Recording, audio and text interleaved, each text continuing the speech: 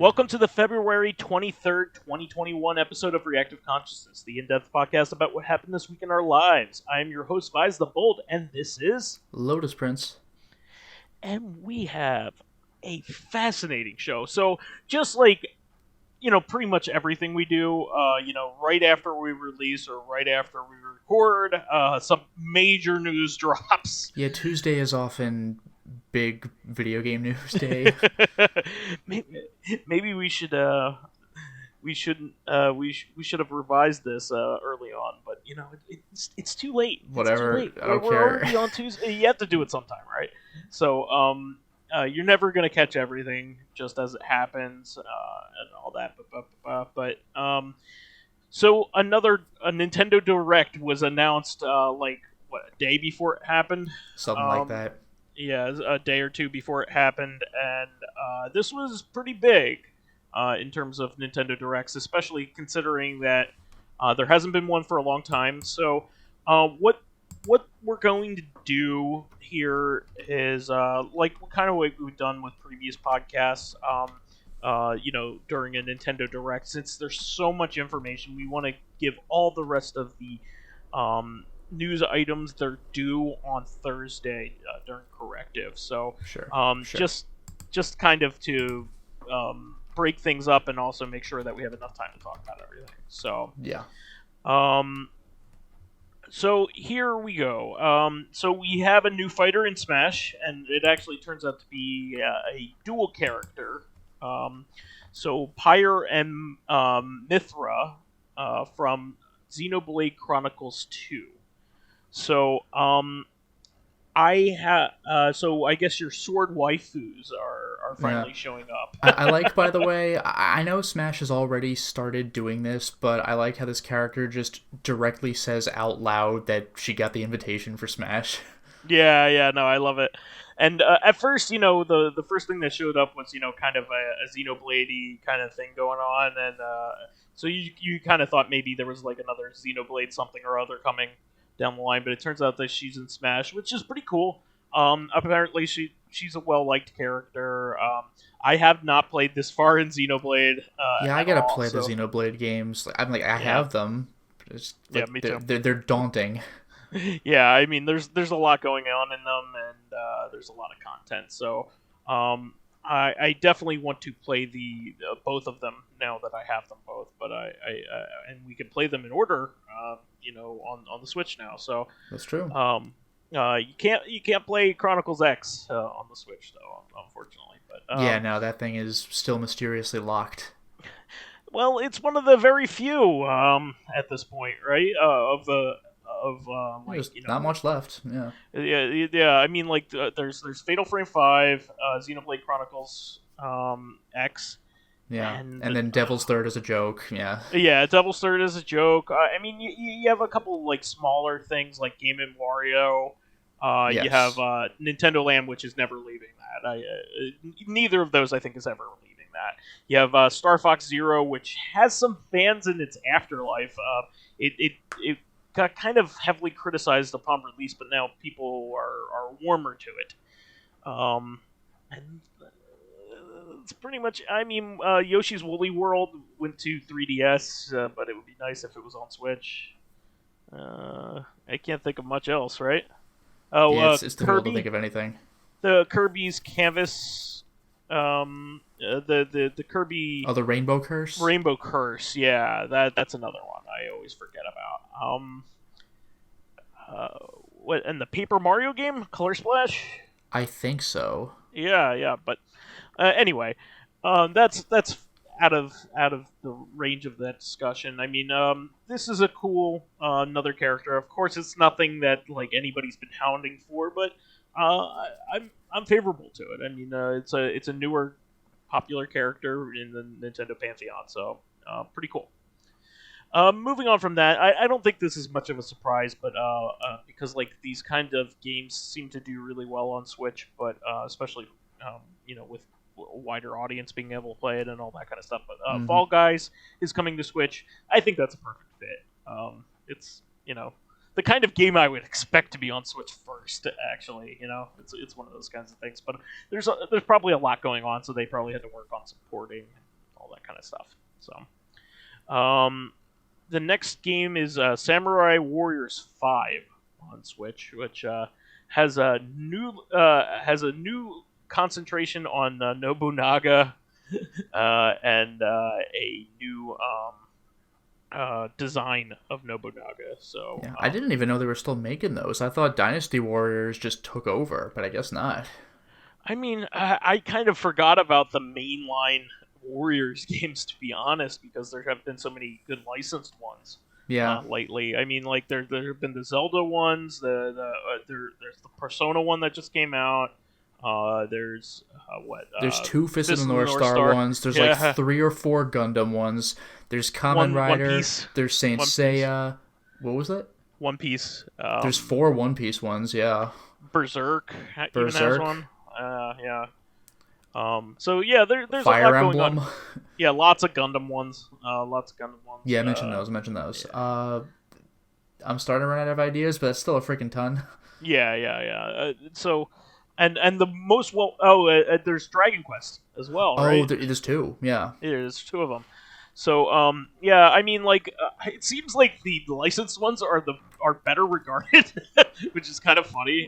You could only play the War on the Three Kingdoms so many times. Like, at least with One Piece, like, there's new material to cover. Like, Dynasty Warriors is about a historical event.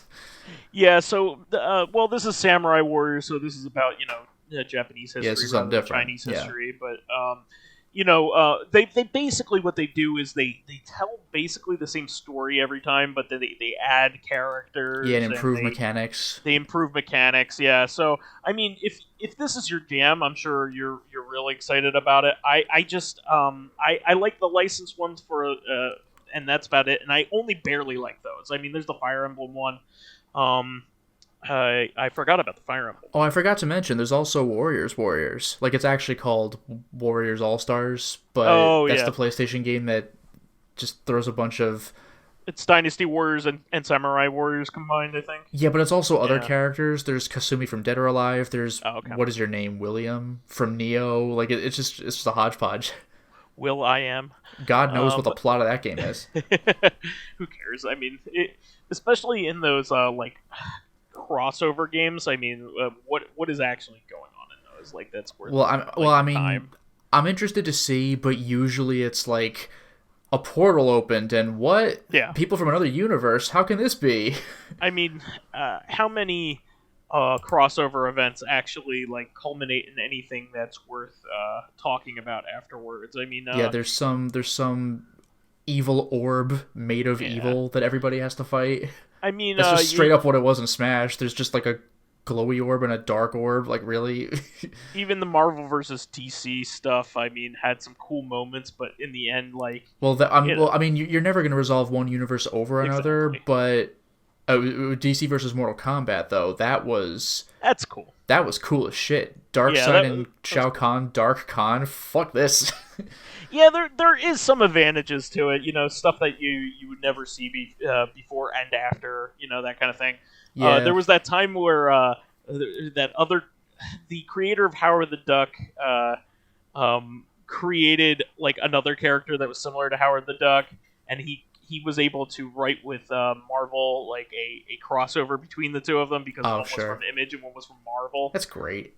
And it culminated in like a whole bunch of clones getting released in the story, and he canonically left a Howard the Duck clone in the Marvel universe. That's and marvelous. Took the real one back disguised as his Image Duck.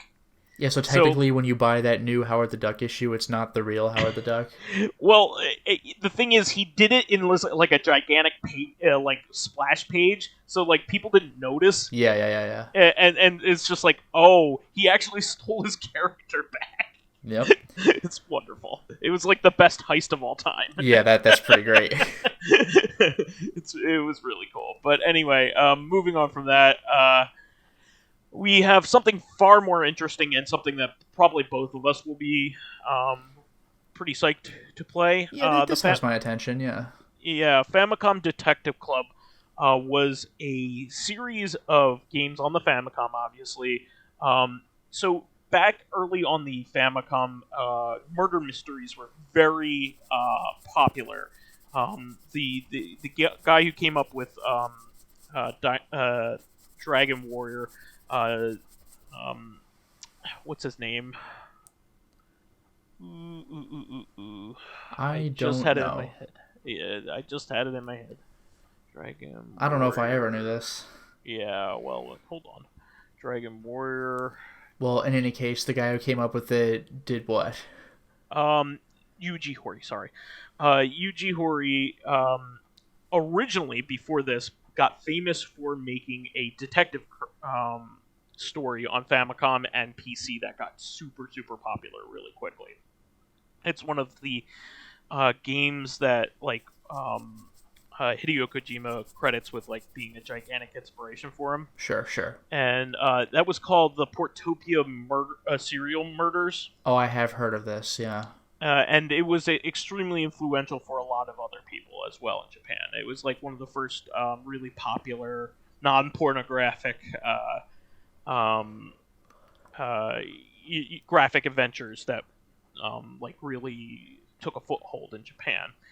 And so Nintendo came up with their own version or their own kind of competitor called the Famicom Detective Club games. And they never came to America, sadly. You could probably get some fan translations out there. But two of them, The Missing Heir and The Girl Who Stands Behind, are both being remade in an anime style, so they're not like whitewashing it or anything, which is pretty cool. And they're bringing it over to America, so they're Nintendo's not done like mining their like Famicom stuff and to bring things over. I mean, we still are getting things like the original Fire Emblem got translated Yep. brought over on the Switch. So this is really neat. We're both big fans of visual novels and graphic detective case kind of games. So this is something that I'm sure we're both going to be interested in once it comes here. So that I was pretty excited about that.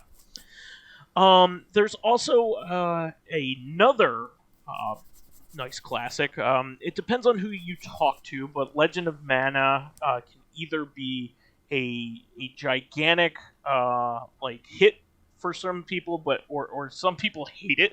Was this the one? Was this the PS1 game? This is the PS1 game. It is the fourth game in the series. Yeah, I think I've seen bits of it played, so I can't even say whether I like it or hate it. I just remember from what little I saw, I was like, okay. Yeah, it had very beautiful art direction. Yeah, it is gorgeous. Yeah. Which is pretty cool. I am pretty excited that is coming because they're enhancing it and making it look better. PS1 games don't look the best, so yeah, and it's more and more. Well, this one has a better chance because it has that sprite style art. Yeah, I'm excited to see this, and probably a bigger deal is that Saga Frontier is coming. Did you see? Right. We've talked about this before because they did announce this. But Saga Frontier was supposed to have is a story about like 7 different characters in the and they all kind of are supposed to interact in a way, but they never did. So they kind of tells 7 separate stories, and then it gets. Oh yeah, there was some like 8th thing that just like didn't happen. Yeah, so there was an 8th character that was supposed to bring everybody together in a final story, and the budget got cut, so it never came out. So essentially, Saga Frontier for the PS1, which is I think that's the 7th Saga game. I think that's accurate because Saga 1, 2, and 3 are the Game Boy games. The Final Fantasy Legend 1, 2, and 3. Yeah. And then there's Romancing Saga 1, 2, and 3 for the Super Nintendo or Super Famicom. So I'm pretty accurate in saying that I'm pretty sure that Saga Frontier is like the 7th game in the series or something like that, which is pretty insane considering. But yeah, the budget got cut, and this was also one of those games that looks really nice, but is very divisive depending on who you talk to about it. But apparently they're finishing the game that they never finished before. So they are adding that 8th character and finishing up the game and enhancing the port and giving you all the modern niceties. So we talked a little bit about this before, but it's nice to kind of see a trailer in motion, that kind of thing. So pretty excited about. I'm more excited about that because it's like something that fans always wanted but never could get. Yeah, Legend of Mana, at least we had.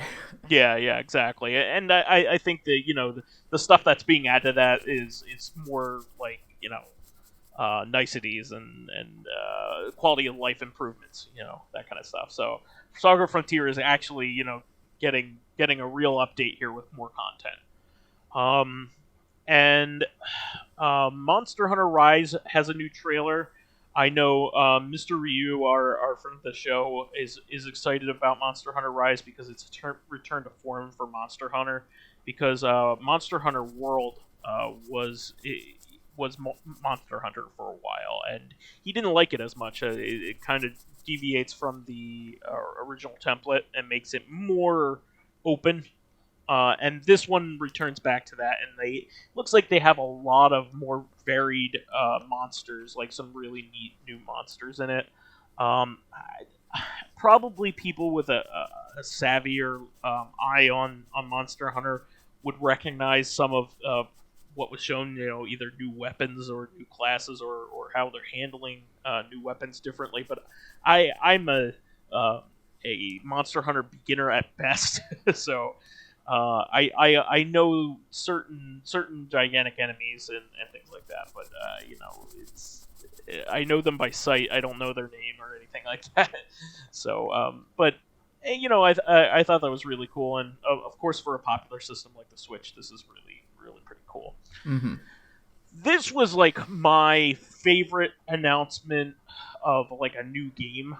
From Nintendo here. Yeah, this is kind of funny because I never played these and don't care to, and it was still kind of my favorite announcement. Yeah, exactly. So I am not a big golf fan. However, there are certain golf games that I do enjoy, but they have to be kind of cartoony and fun, and Mario Golf falls into that. I don't even play Mario Golf, but I'm just happy there's more of them because Mario sports titles, like they're high quality games. Yeah, the Tennis Aces is one of the best games on the Switch. I really love that. Yeah, game. I played OG Mario Tennis on 64, and I loved that to death. And then Power Tennis, it's an evolution. I never did play the Wii U game because it was apparently very bare bones, but Aces is apparently, like, I say apparently because I don't have a Switch, but Aces is apparently just like the best. Yeah, so Aces is like up there with the Game Boy Color and Game Boy Advance games, like in terms of like how good it is. The Game Boy Advance game is freaking great. Like I played that on the big screen with the Game Boy player. That is an experience. It's a lot of fun. I love. I like the tennis one more just because it's less technical than golf is. Yeah. But it's also more like I do love it. It feels like there's more gameplay because with golf, everything you do is set up your shot and aim it just so. Exactly. And when you actually make contact, then you see how you did. But in tennis, there's more like quickly react to the thing that's coming at you. Yeah, so this looked really neat for a number of reasons. You could be a bunch of different characters. I think they accidentally confirmed or kind of like slyly confirmed that Bomb King from like the first level of from Bomb Battlefield. From Bomb Battlefield. That's kind of fantastic. It is going to be a character. Did you see Wario's getup, by the way? Because it's pretty funny looking. Is it just like kind of a goofy, old-fashioned, just like goofy, loud golf clothing? Yeah, exactly. Like the Three Stooges almost. Yeah. Yeah, it's like do you, like in Happy Gilmore when he shows up just dressed like a schlub, and Chubbs is like glad to see you dressed up, and then he looks at some other guy wearing like the traditional like loud golf clothing. He's like, look, man, if I came dressed in that, I'd have to kick my own ass. It makes you think of that. Wario is dressed like that. I love that. But yeah, so not only is like King Babam gonna be there, which is pretty exciting. I think he's always been a fan favorite character just because like he's like the first boss. He's the first guy you see, so he's memorable. Yeah, yeah, and he's also like kind of teaches you how to like face a boss in the 3D Mario games. Exactly. Yeah, you have to get behind him. That's a thing that you can do by running around him in and it's three dimensions. Also, the stakes are very low. He'll throw you off the mountain, but he won't kill you. Most of the time, and even as far as getting thrown off the mountain, like you have to be positioned correctly for him to even do that, as opposed to throw you somewhere else on the mountain. Exactly. But yeah, it looks like a ton of fun. Apparently, there are some like you can play like a normal golf game, but then there are some more actiony modes where you can run around on the field, and chase your ball. Yeah, that is that kind of thing. Absolutely like of all things. So this is such fun. a stupid thing to compare it to, even though it makes sense. It was just like Ninja Golf. Yep. Like, why am I bringing this up? Because Ninja Golf, the real gameplay is getting to the ball after you've hit it, because you have to fight your way there. Yeah, so in it's the kind of speed funny. golf game, you hit the ball and then run at it. There's actually, this is going to bother me because I forgot what the game is called, but there is an entire game that's like the speed golf section of Mario, where you're playing as giant robots, and you're like frantically hitting the ball clumsily because you don't have time to set it up, because the other guy is trying to like knock you somewhere else, and you're just like very angrily and violently playing golf against each other. I love shit like that. So I'm really excited for that mode. It looks like a fun party mode. Obviously, it's not real golf, but that just looks like a lot of fun. Well, it's stupid fun, which is what I want out of my sports games. Exactly. Me too. It's like NBA Jam. It's a bunch of bullshit. I love it. Also, kind of a meta commentary here, but I got the feeling during this Nintendo Direct that Nintendo is putting a lot more focus on Mii's. Because on the Switch, they are very, very muted. Mii's are hardly ever used in games, and only a few use them as like avatars or anything. Well, yeah, like that. they were a Wii thing. Mm-hmm. It's an M with the two eyes from the Wii, so if anything, they should be called Mitches now. What's funny is the Mii's that I have on my Switch are actually from my Wii. I actually transferred them. Nice. So like you the way back. You kept your data then. from Wii Sports. Yeah, all the way back from when I got my original Wii, and they actually kind of mean a lot to me in a way, because they mean a lot to you. What? Some of my friends, also made them. Like, a friend of the show, my friend Josh. Sure. Yeah, let me make a guest character to play on your Wii, etc. He made that way back when on my Wii. Yeah, in like 2004 or 5 or something. Yeah, and furthermore, I have one of my best friends passed away during my sophomore year of college. He unfortunately passed away in a car accident, and I actually still have his Mii that he made on my Wii. And it's on my Switch. So like it's a neat keepsake. You know what this makes me think of? Well, you know what this kind of thing makes me think of is like this is, I mean, it's not new, but it's newer. It's like the equivalent of like not wanting to delete like your older brother's save data from like NES Zelda. It's like it's just a save file, but it's like but it's like his soul, his digital soul is there's a comment about that actually in Yakuza Like a Dragon from one of the random guys on the street. He's like, you ever think about that when you're deleting somebody's old save file from a game? It's like taking away a part of their life. You're just like, whoa. But it's just some guy in Yakuza 7. I do think about that kind of stuff. It's like, oh, my old PlayStation 1 memory card. This is awesome. I could easily, a lot of these, saves are not worth anything, but it's my history. It's my log of what I did during those times. So anyway, one of the coolest aspects about this, and they waited to talk about this last, which was the right thing to do, is there is a new adventure mode.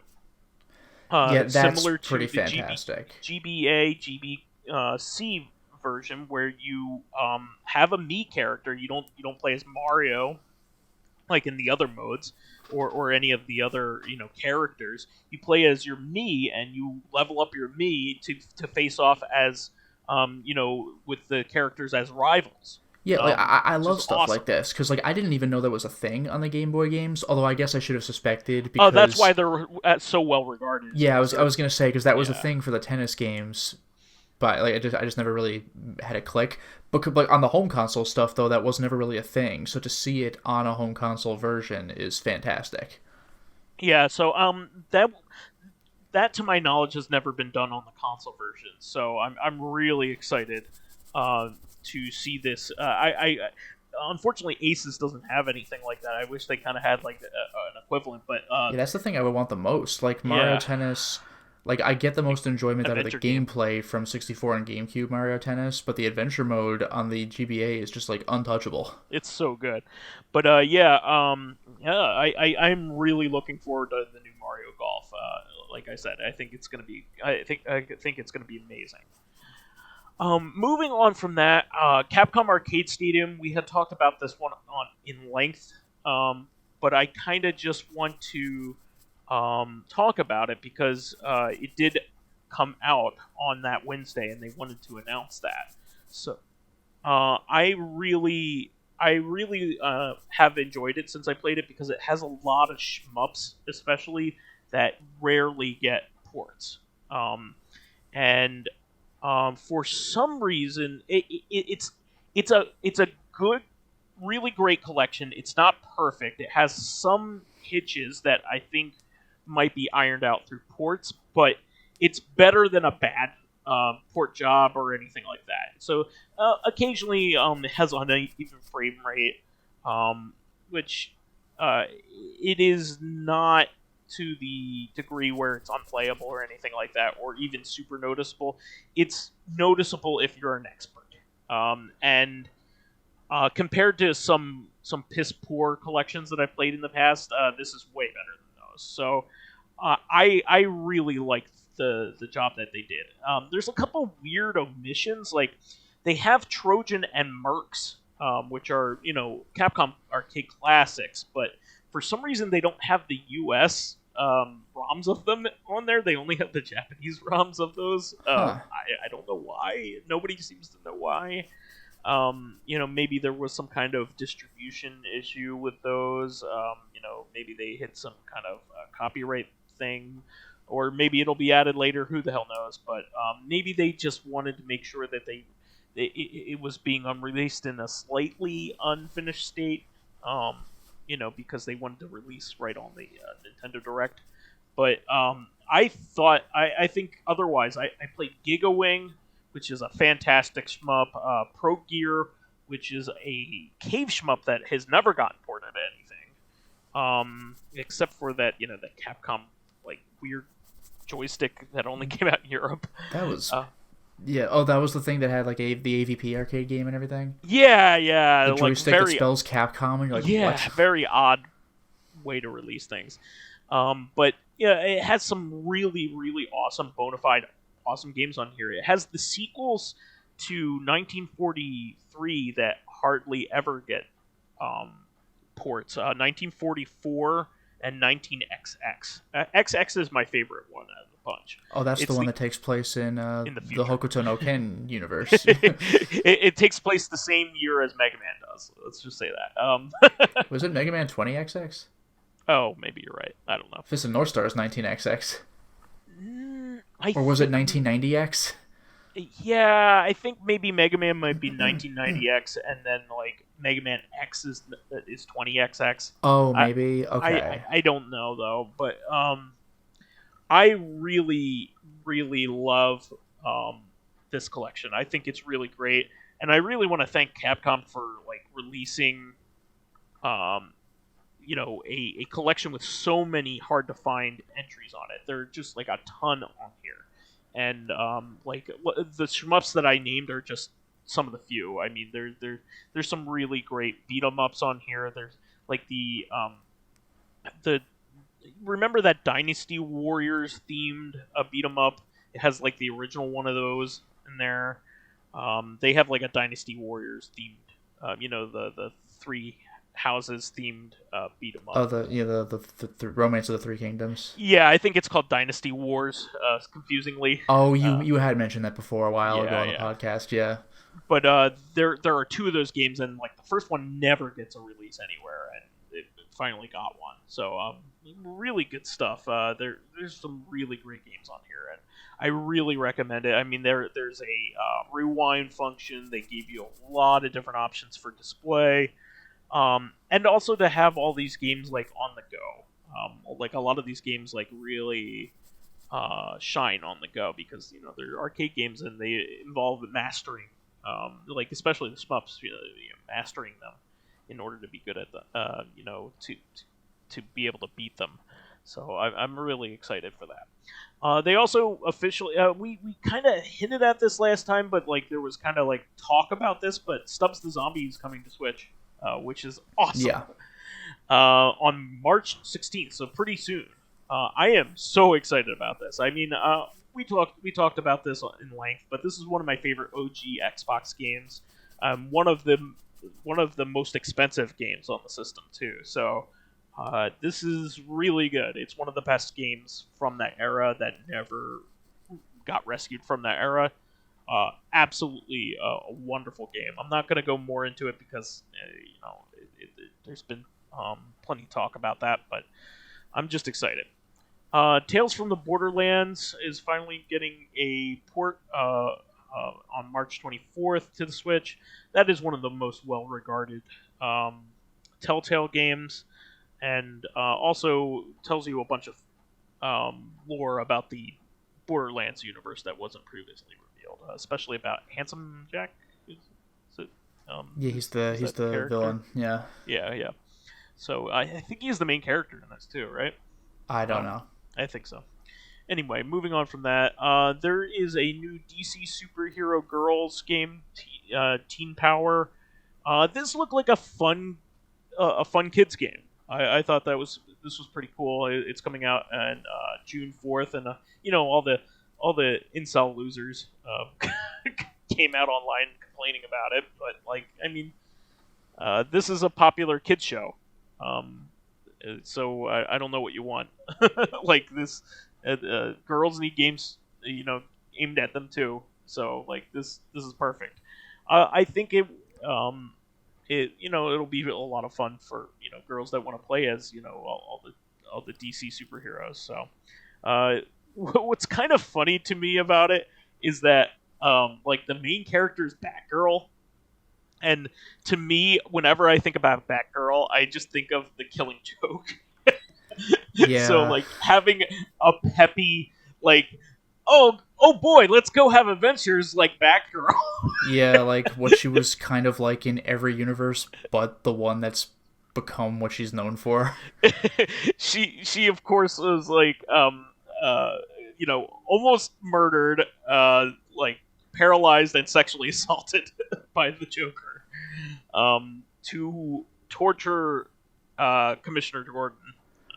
And the weird thing is that kind of became canon when it was originally not supposed to be. Yeah, but I mean, they did a lot of every cool other Batgirl thing. that. She's just having adventures. They did a lot of cool things with her character as a result. She became Oracle, and she became like a technology savant as a result. And now she's back to not being paralyzed. I don't know how that happened, but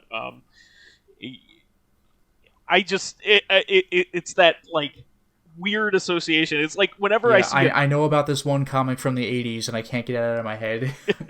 Well, it's like when I think about like Goofy Batman, like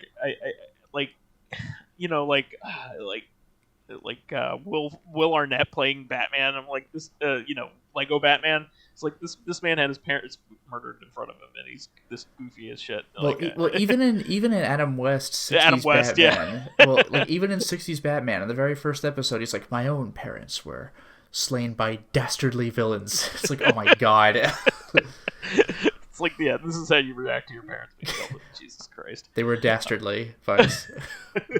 Oh, those scamps. But yeah, I think this will be fun for girls.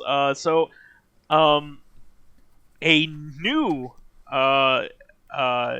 update on when No More Heroes 3 was coming out. So August 27th is the official launch date, and this was after being delayed a couple times. So I am, and Well, yeah. of course, Do you Lotus and I remember? are Do you remember so the old fucking E3 excited. trailer where it was like release date? I don't remember what the release date was. I'm just gonna make something up. But like when Travis directly calls it out, he's like summer 2020. Good luck with that, or like whatever it was. It was freaking amazing. So yeah, I mean, obviously, Lotus and I love some Suda51. Yeah, I still gotta play Travis Strikes Again. Yeah, But yes. me too. But we are gigantic fans of No More Heroes on probably more than anything that he's made, and with good reason. Killer 7 might be my favorite game he's done, but No More Heroes, I think I was the most hyped for. Like, when I saw the old trailer for the Wii game, I could not believe it. I also think that No More Heroes is the place to start if you want to look at Suda51 games. Killer 7 is, like, borderline incomprehensible, especially in a first playthrough. Yeah, and it's supposed to be that way. Yeah. It's your indie film equivalent. It's a game that's told out of order and very oddly. It's kind of like a David Lynchian experience almost. But yeah, No More Heroes is a lot more straightforward and it's a lot of fun. The characters in it are amazing. It's very boss centric, which is the bosses are so much fun. Yeah, they're the standout parts of the game. Speaking of, Suda51 released a voice actor list with portraits. Did you get a chance to look at that, Lotus? No, I did not. There's one inclusion that people are like, huh? What is it, like Batgirl? It is Batgirl. Really? Because I know she's in Travis Strikes Again, but I thought that was kind of just a bunch of, like, fan nonsense. So, but, like, that's strange. Yeah, Batgirl is included. She is a boss that you killed back in No More Heroes 1. Very likely killed, I guess. Because, like... I don't remember very likely. I mean, like, it almost certainly was, but, like, you impaled her, and then she, like... finally just dropped. Like, you didn't cut her head off or anything, but I assumed she died, but who the hell knows? Maybe not. I mean, you sliced Destroy Man in half, and that didn't kill him. It made like two of him. Lengthwise. Not even the way. That's a very good point. Like, he was unambiguously dead, but I guess not. Lengthwise, it wasn't like through the. Yeah, you thorax. cut him down the middle.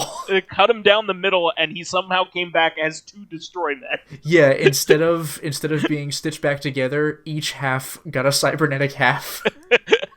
That was the best. And they became twins instead, basically. The battle starts the same way in 2 as it did with 1, except there's 2 of them where they both point at you and say, "You're as good as dead," and you're like, "Oh shit." He's the highlight of No More Heroes 2. I love that fight in No More Heroes 2. I laughed out loud several times while fighting him. He's fantastic. He's amazing. But you finally get the fight Let's Shake in 2, right? Basically, you fight the big earthquake machine. You don't fight the guy, because that guy is dead. Yeah. That guy's dead. But all he really did was use the machine anyway. But that guy, he looked like he was going to be fun. Dead. I'm ready whenever you are. He just fucking dies. But No More Heroes 3 looks like it's just going to be so much fun. I mean, it starts off with an E.T. story that goes bad. Very bad. Hey, Danny, I love you, or whatever your name was. Imagine if E.T. had happened to, like, Elon Musk, essentially.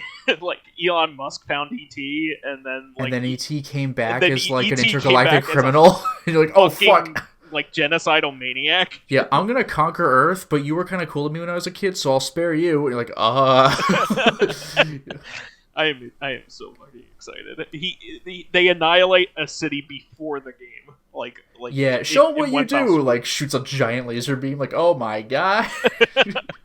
I can't fucking wait. Watch this the animated trailer. It's for sure not even probably. It might even be a special feature in the game, but like it's not going to ruin anything. I could believe it. I mean, No Yeah. More Heroes 1 had its trailer But in the game. trailer. My point is the trailers are canon. You should watch the trailer. That is true. So moving on from that, I was actually pretty excited about Knockout City. May 21st is when that's coming out. EA is coming out with a dodgeball game, but like it's extreme like urban dodgeball. EA like, Sports is pretty rad. I'll still give them that. It's like it's like an arena shooter, but instead of shooting each other, it's dodgeball. Okay. Which is pretty interesting, actually. I think that can really work. And this next game I think is pretty interesting just because it's kind of timely. I've been trying to get my wife to like get more open-minded to anime, and not like anime as a whole, but like you should probably introduce her with the TV series Evangelion. No, it's a good starting point. I'm not doing that. You should show her Elfen Lied. Well, that I would agree more to. What, early on? Are you fucking serious? That show's messed up. It is, but like she watches other messed up stuff. Like Evangelion is hard to follow and hard to understand. No, I know. Well, yeah, Elfen Lied is easy enough to understand, but it's also very uncomfortable. Talk about Lynchian experiences. Evangelion is very Lynchian, like in like its presentation and the way that it withholds like vital lore from you that you would need to know to understand it.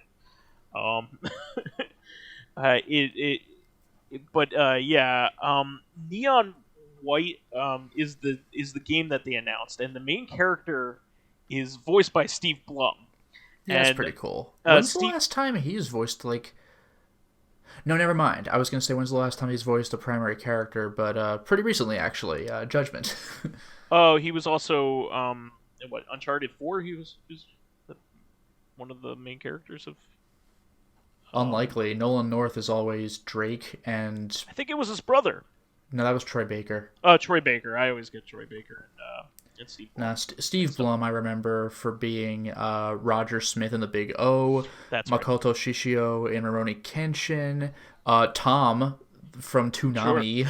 Sure. Yeah, that's true. Spike Spiegel, Cowboy Bebop. He's got a very distinctive voice. Yeah, so what I was going to say is, oddly enough, I just started showing my wife Cowboy Bebop. That actually is a very good entryway, especially because it's just a good show. It's just a good show, but it's also like a pretty Western style anime. Yeah. With some exceptions, it's easy to segue into anime via Cowboy Bebop. Well, like one of the things that we both love is like 90s era crime movies, like True Romance, Pulp Fiction, Reservoir Dogs, stuff like that. And we're lots of hitmen kind of stuff. So Cowboy Bebop fits right into all that shit. So that's part of the reason why I wanted her to watch it, and she's been enjoying it. And that first episode of Cowboy Bebop is like one of the best episodes of Cowboy Bebop. So it's one of those things though where you got to realize that the show is episodic. So like there's that guy who's getting high on those drugs and like wigging out, and you're like, oh, those drugs are coming back later on. Like no, not really. Nope. There is an overall story. It just takes very long for it to. It's like how a lot of 90s TV shows would be like Star Trek. Like there is an overarching plot, kind of, but like the Q whatever. Yeah, it's framed by the Q continuum. Yeah. Which is in the first episode and the last episode and several episodes in between. But the whole thing is framed by like, is humanity worth keeping around, that kind of thing. So he has to defend humanity, which is pretty great way to frame a show, and like the whole show is him making the argument that humanity should be spared. So I really like that. But yeah, Cowboy Bebop has a story, has an overarching story in like 2 or 3 episodes.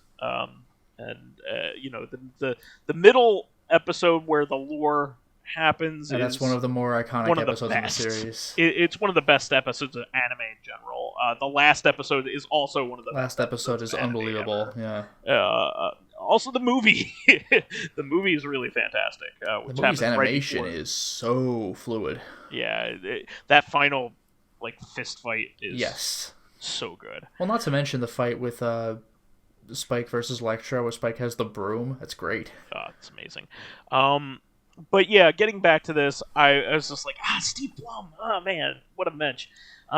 He is the main character in this game called Neon White, and it looks like a lot of fun. It's an anime first-person shooter where you like throw like those Japanese like ceiling spells, at people, and Those like the rectangular pieces of paper looking things. yeah, but like stylized versions of that. You're supposed to be like exterminating demons that are in heaven. Okay. It looks like a really interesting game. So I'm really looking forward to that. You know what that makes me think of, actually? Have you ever seen the movie A Chinese Ghost Story? I've heard of it, but no. It's very good. I think there's a live-action version, but I saw the animated version. But it was interesting because there were these guys who took that concept too far. They're supposed to be sealing away demons, but they're sealing just anyone and anything that has died is going too far. But I remember one of them was like an old-style traditional like martial artist who's flipping around and throwing the seals, and the other guy just has a period equivalent of a mech that's just like machine gunning the seals everywhere, and you're like, oh my god. That's awesome. Moving on from that, like I said, seems to be a renewed interest from Nintendo's end on the Mii's. Their Miitopia is getting a port to Switch. It was originally a 3DS game. Yeah, a lot of people are very happy about that. Yeah, Miitopia is like an adventure game / life management game, kind of like Animal Crossing or whatever, but to use your Mii with. So that's going to be a lot of fun for people who like that kind of thing. And speaking of, Animal Crossing is getting Mario content, which is really pretty cool. Mario Crossing. Yeah, Mario Crossing. There's also Mario Crossing the Street. I guess it's Luigi crossing the street, and Mario is missing. Yeah, the chicken is there, though. You got to do it on the sidewalk, otherwise you'll just hear a car horn and you can't cross. But you'll be able to get like Mario character themed apparel for your character. So like if you want to dress as Princess Peach or dress up as Mario Luigi, you can feel free to. They're also adding all kinds of decorations, question mark blocks, turtle shells, and other things to make it look like a Mario level if you want to, like warp pipes. You can add, I think, piranha plants, all kinds of stuff, so to make it look like a Mario themed kind of thing. So I think that's pretty cool. We talked about Sanrio coming to Animal Crossing, but this is something that I think this is the first time any sort of like major Mario content has been added to an Animal Crossing game. So that's pretty cool. This was the next game was a big deal to RPG fans. Project Triangle Strategy, probably a really terrible name, but that is a terrible name. And by the way, that game already exists. Triangle Strategy. It's called Resonance of Fate. Huh? Anybody? Leave a comment if you get that, please. Somebody. Well, you make triangles while you go around the bag. I gotcha. But yeah, Project Triangle Strategy. So most strategy games, like a lot of like Fire Emblem style, tactic games. All tactic games come basically from Fire Emblem. Like at their core, even Final Fantasy Tactics kind of like has its DNA with Fire Emblem. But yeah, so this is a new tactical game that people are excited about. So Project Triangle Strategy is going to be released by Square Enix. I believe this is made by the Octopath Traveler people, so people are excited about that. I'm pretty sure that is what's going on with it, and it looks beautiful. Obviously, Octopath Traveler was a beautiful looking game, so this is also really neat looking game as well. Yeah, I think there's a demo already out on this one, so a lot of people are really looking at this and going, I really want to get into this. So, yeah, I am lukewarm on strategy games and also on most RPGs in general, just because I know how long they take to play. So I only play like the ultimate best of the best games. Like I played Dragon Quest 11 because I knew it was one of the best RPGs of all time, and I agree, it's fantastic. Also, Yakuza Like a Dragon is way up my alley, so I of course played that, but most RPGs I kind of go by the wayside with me. I have Final Fantasy remake, and I do like that, but this is a little too crunchy for me, and also like just isn't my cup of tea. But I think a lot of people will really enjoy it. Don't take my word for it. I think it'll be a good one. Moving on from that, I think they also did a Bravely Default trailer again as well. Bravely Default 2 is coming pretty soon. So, the new Four Heroes of Light game can be experienced by all. Yep. They also announced a new Star Wars game called Star Wars Hunters, which is an arena shooter, like Overwatch or whatever, or Apex Legends or whatever. So I'm not interested, but I'm sure somebody's excited to play as a Wookiee and Nah, you could play Terra Kasai and you can like it. There's your Wookiee play. It was a Jade. What was her name? I don't care. Yeah, there's like a like Luke Skywalker's girlfriend, whatever her name was. But anyway, it's really funny saying Luke Skywalker's girlfriend. Like, he doesn't have a girlfriend. He's just a Jedi. That's all he ever was and will be. But yeah. Moving on. World's End Club looked really interesting. Did you see this? I heard of it, but didn't know what it was. It is a new game by the makers of Danganronpa. So, I gotta freaking catch up on all these. Yeah. I still haven't played Zanki Zero or any Danganronpa past the first one.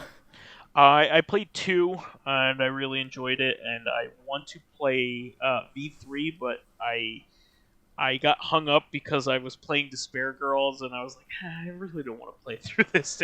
That's what I hear. Is So I'm probably gonna watch one of the story videos online for that one, just because I really don't want to play it. But it apparently has like stuff from that ends up in V3. So yeah.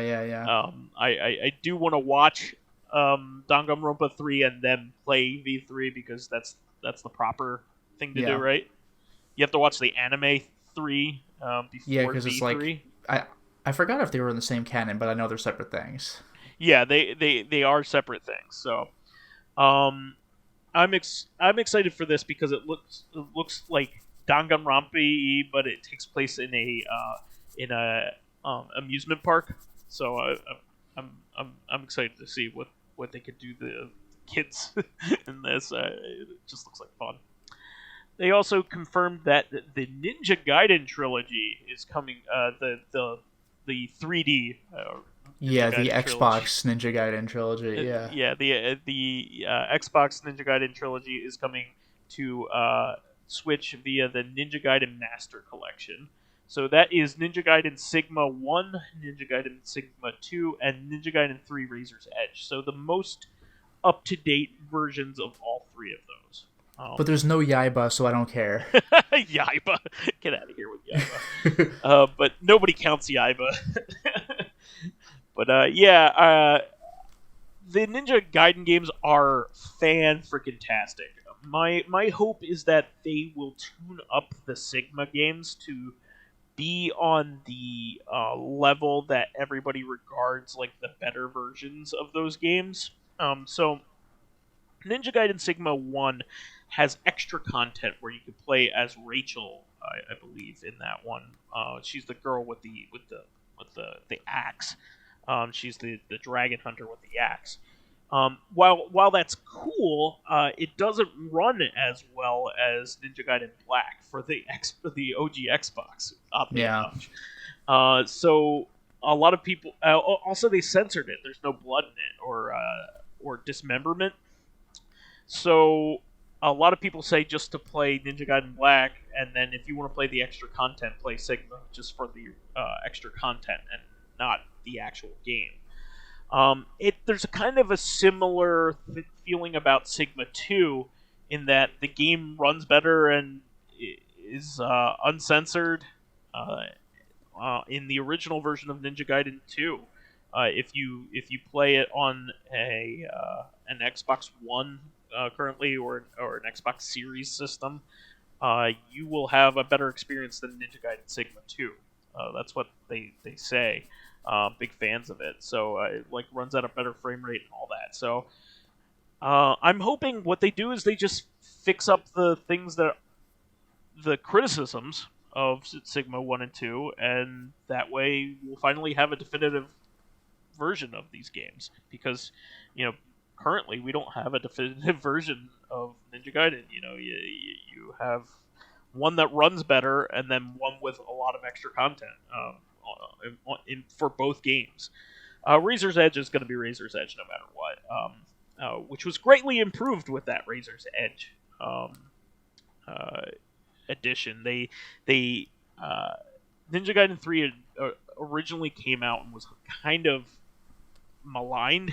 It wasn't held nearly the same esteem as 1 and 2 were, but then they greatly improved it with a second release called Razor's Edge. So hopefully all of these will run well and will turn up well. And we also found out that these are going to be ported to other consoles as well. It's not just the Switch that's getting this.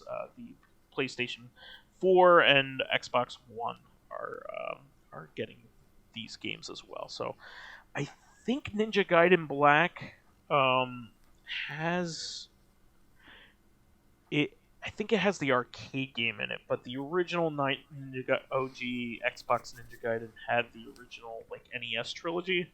So I'm kind of wondering if they're going to include the older Ninja Gaiden games as well, just as if they're not going to be cowards, then they'll include the original arcade version with the incredibly dangerous to a lawsuit, close to lawsuit. Yeah, I am man. Instead of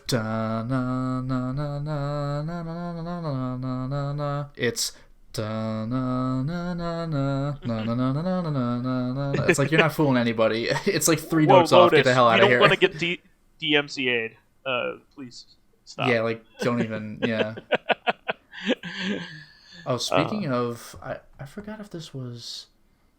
Nah, that this might be for something we discuss in the next RC. Yeah, I was going to say, speaking of we're going DMCA, to be talking about but we'll that. talk about that later. Yeah, we'll talk about that on Thursday. Moving on from that, Hyrule Warriors: Age of Calamity has done very well for itself. It sold very well. I think it might be one of the best-selling Warriors games to date.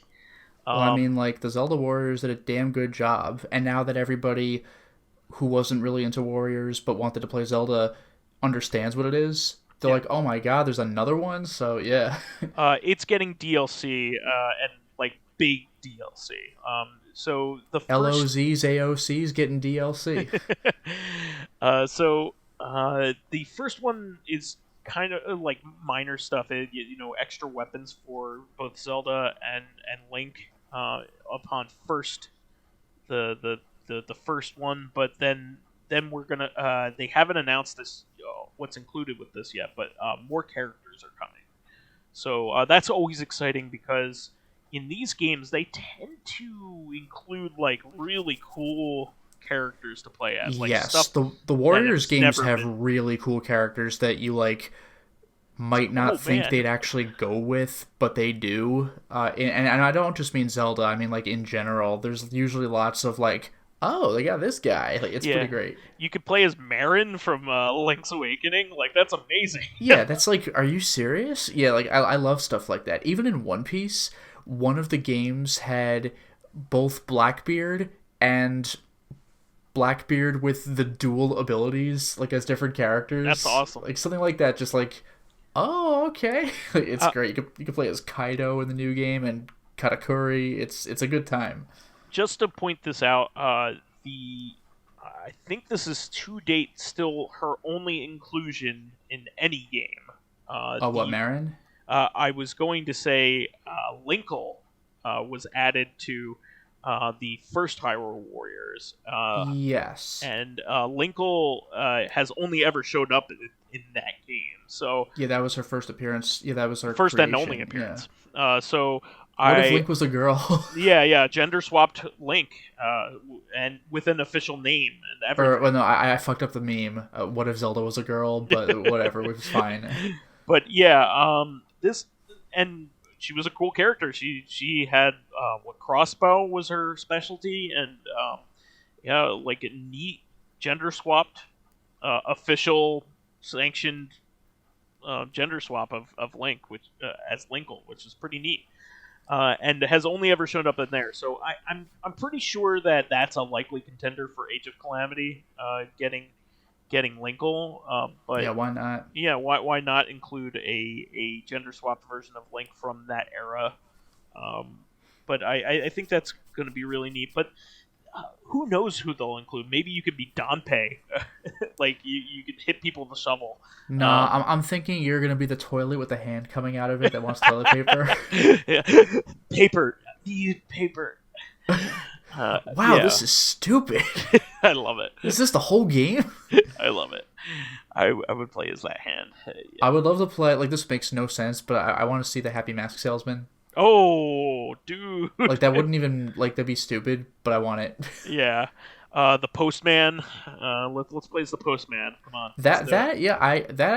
I could see happening for real. Like, that would be interesting. He's just so fast. How about like that imp that upgrades your magic in A Link to the Past? Link to the Past. Yeah. The guy who's like, I'm gonna cut your magic in half. Got you, fool! And like, he actually cut your magic Doubles consumption in half, so he effectively doubled your He magic. doubles it. Yeah. That's great. Because he's dumb. Yeah, idiot. Actually, for real, is the Great Fairy playable? Any version of the Great Fairy? I don't think Because that has potential. Any of the great fairies have been. How about Aghanim from Link to the Past, the wizard? No, I don't think you've ever been able to play as a villain. I'm trying to think. No. Warriors Wii U Legends. game had Dark Link. Hyrule Warriors. Let's take a look. The OG Hyrule Warriors had Dark Link, and I'm pretty sure you could play as Skull Kid. Yeah, you can play as Skull Kid, but is it the evil Skull Kid?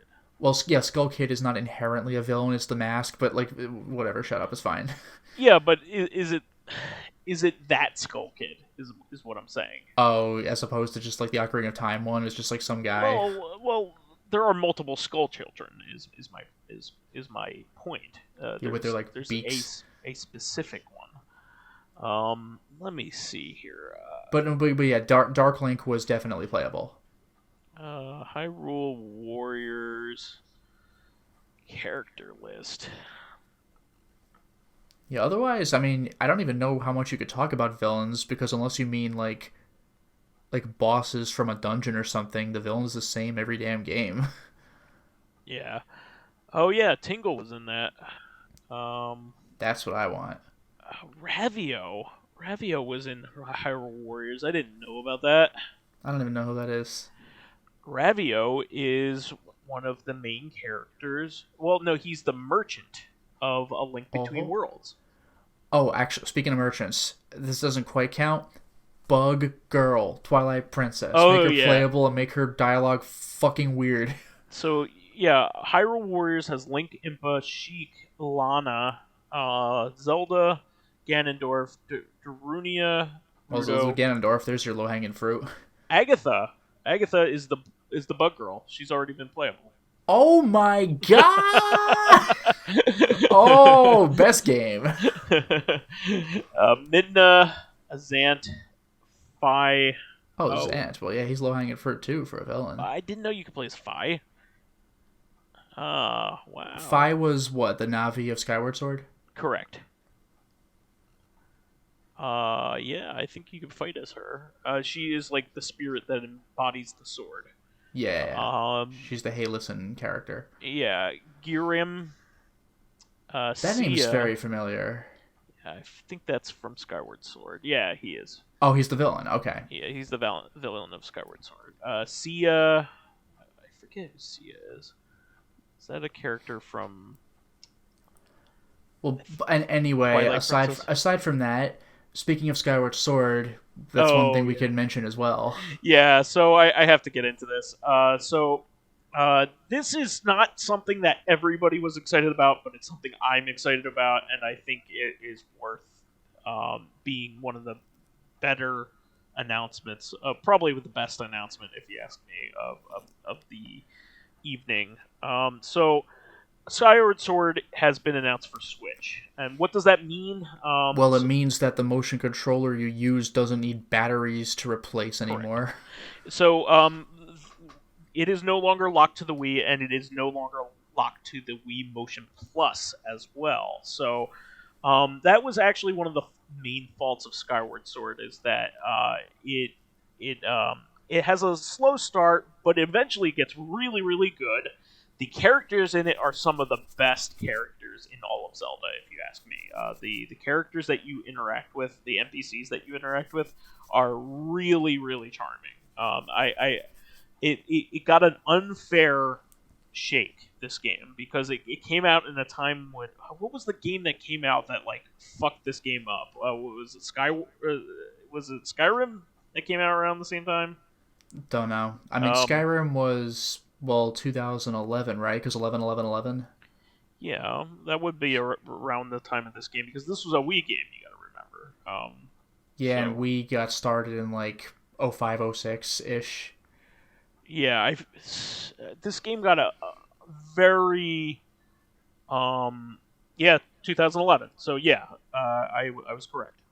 So yeah, this came out around the same time as Skyrim and got very overshadowed by it at the time. And so there were a lot of criticisms again about it being closed-ended and that kind of thing. And it isn't the most open-ended Zelda game, for sure. I mean, the original Zelda, and obviously in Zelda 2, even A Link to the Past is a lot more open-ended than this game ever was. It kind of has a track that you go down. That's true, but, like, that's not one of my complaints. Yeah. Because, those old games were open-ended, but you could go from one end of the worlds to the other in, 30 seconds. Like, I don't want open-ended in games that are actually gigantic and I can never make a trip anywhere. Yeah. My main criticism against this game was that it used what was called the Wii Motion Plus, which was an upgrade to the Wii Mote at the time, to have an extra axis for accuracy of control. And I don't think it effectively worked. I played through this game and was very frustrated playing it. Some people just don't like motion controls in general, or only if they are very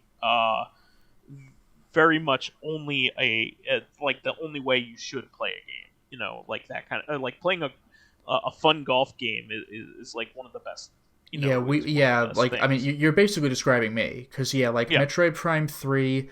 When you use the Wiimote just to rip off guys' shields, you know what? Pretty cool. Yeah. WarioWare, where the whole thing is a gimmick, okay. Yeah. Wii Sports, where the whole thing is a gimmick, okay. Yeah. But, a fucking Zelda game? No. Yeah, and I tend to agree with the fact that it should be an option rather than a requirement. And, especially in a long game like this, like an adventure game like this, I don't know. Sometimes you just don't want to be waggling.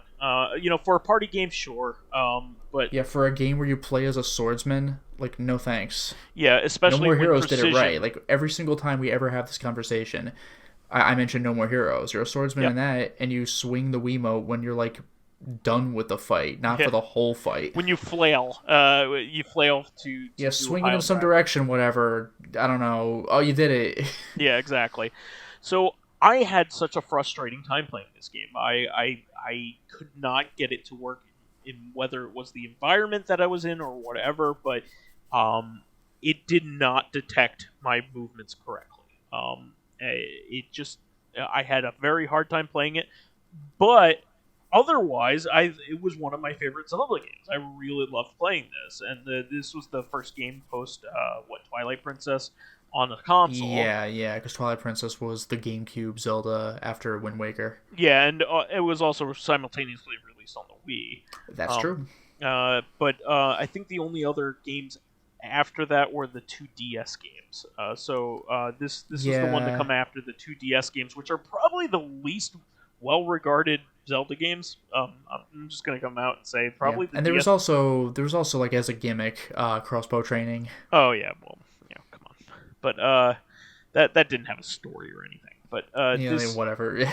this game was really cool. It tells you the first Legend of Zelda story in the timeline, how the Master Sword came to be, and it also confirms that the the planet that you're on has been inhabited by intelligent beings for a very, very, very long time. To the point where, like, it's basically a post-apocalyptic, and you just didn't know it, because Yeah, like like, every Zelda game, like maybe you could infer that, but yeah, apparently Skyward Sword really spells it out for you. yeah, Skyward Sword definitely shows you the remnants of a lot of old technology, including a really awesome boss, he's a clockwork pirate, who is one of my favorite Zelda bosses ever. You duel a um, a clockwork pirate on a sand in a sand ocean. It's so much fun. It's like one of my favorite battles in a Zelda game. It's so much fun. I really love that. But what they're doing with this version is they are allowing you to still play with motion controls with the Joy Cons if you wish, or if you wish to play with a traditional controller, you can use the R stick in the 8 ways of slashing. So, which is really a good way to do it. Like, you and I have long speculated, like, what will they do in order to port this game if they ever do? No, And this is an important game to port. People might have been mad that they didn't release, say that they were going to re-release the HD versions of Twilight Princess and Wind Waker, which I think are coming down the line. But I think this is more important, because it changes the way you play this game and how it should have been able to be played originally. And I don't think this game got a fair shake when it came out. Like, it has some wonderful NPC interactions. One of my favorite interactions is the demon that you're helping become a human being, which is like so charming. He doesn't want to be an evil demon. He wants to be a human, so you have to help him by doing good deeds around the neighborhood, which is very charming. I love that game. I think it also shows a guy who you think is going to, because he kind of looks like Ganon. He's like the ancient like equivalent. It's like going back in time and seeing like Biff's ancient ancestor. sure. Like in Back to the Future, you go back and he's like an old Rudo, or what, a Gerudo. He's an old Gerudo. He's like supposedly the beginning of the Gerudo race is the guy, and you think he's going to, because he's kind of a bully at the beginning of the game. You think he's going to be like Ganondorf. You think he's going to be the bad guy of the game. No, he's just he mellows out towards you and ends up helping you. It's a lot of fun. I love this game, and I'm very happy for it. They confirmed that Breath of the Wild 2 is still coming, and they called it by that, but they had nothing to announce yet. So, as with anything, as long as the game isn't in development hell, I'm okay with a delay for it to be a better, more mature product. And Nintendo usually makes good on that. I mean, when Twilight Princess was delayed, it was for a good reason. I mean, it became a better game because of it. Twilight Princess ended up being one of my favorite Zelda games ever. I really loved that game when it came out. Breath of the Wild has eclipsed it because Breath of the Wild is Breath of the Wild, but the new one has potential. If they are delaying it as much as they are making it a more fleshed out and more wonderful experience than they originally intended to, if you ask me. I think they only expected to make this a DLC, and then now they're like completely fleshing it out. So I'm looking forward to that. The very last thing was an unexpected announcement of Splatoon 3, which is really cool. They also right out confirmed that you're in post-apocalyptic real world, which is pretty cool. In the trailer, you see an upside-down, derelict Eiffel Tower in the background. Well, so you're in the middle of the desert, and you should be in the middle of Paris, if that's the case. But you're in a Badlands desert atmosphere. So I'm looking forward to for that because I think Splatoon is one of Nintendo's best newer IP. I mean, the first one was on the Wii U, but as far as Nintendo IP goes, a single generation old IP is a brand new Zelda game. So I like the one player mode. I don't play the multiplayer mode, but the one player modes in these games are a ton of fun, and they're a lot of fun to watch. Right, Lotus? Oh, absolutely. I especially like watching the speedruns of the old ones back in the day. Yeah. So I can't wait for that. Anything else that you wanted to go over before we wrap things up? Because we're getting a little long in the tooth, and we hit the end of the Direct. Yeah, I was going to say, well, this is the Nintendo Direct cast, so nope. All right. Well, I didn't know whether you wanted to comment on anything. Yeah, nah. Like that. But that is the show for this week. Please remember to subscribe to the Corrective Consciousness YouTube and Soundcloud pages. While there, please give us thumbs ups, likes, and 5-star ratings on iTunes. Helps promote and spread awareness of the show, and any bit of encouragement helps keep the show going. You can also catch us on Thursday for our sister podcast, Corrective Consciousness, where we will go over the rest of this week's news. We had to go over all this because it's very timely. Finally, you can friend me as vysethebold on pretty much anything. And you could follow me at my YouTube channel, Lotus Prince. You can hit me up on Twitter at Lotus Prince. And finally, if you are interested in seeing my videos early, getting in on exclusive live streams, selecting upcoming games for me to Let's Play, or getting in conversations with me and other patrons on Discord, then perhaps consider swinging by my Patreon account, which can be found at patreon.com/LotusPrince. Well, lovely. We will catch up with everybody on Thursday then for the rest of the news from this week. Until next time, everyone. Bye-bye.